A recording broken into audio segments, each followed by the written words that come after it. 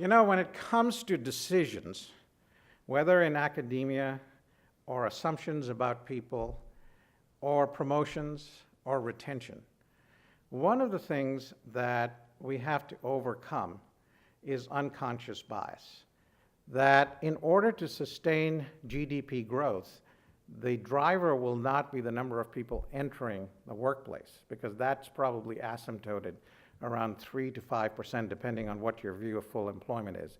It will be from productivity. And productivity comes from innovation. And there's study after study after study that shows that innovation derives from diversity.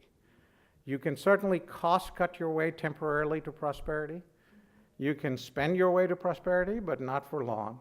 But the only way you can sustain prosperity as a company, as an academic institution, as an NGO, is through innovation, and innovation comes from diversity. What is unconscious bias? So rather than give you an academic definition, let me just tell you a story.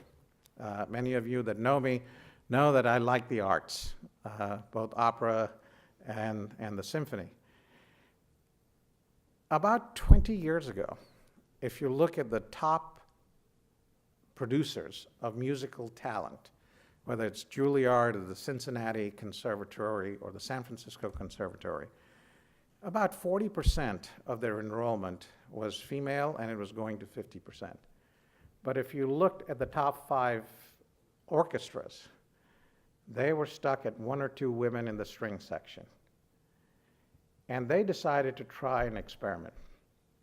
In the old days, when you did an audition for an orchestra, you came out, you played, it was open curtain, you were judged, and guess what?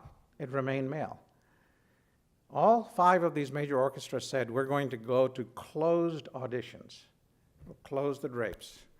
And the people that are coming behind the stage have to take off their shoes, so you cannot determine whether they're wearing heels or not.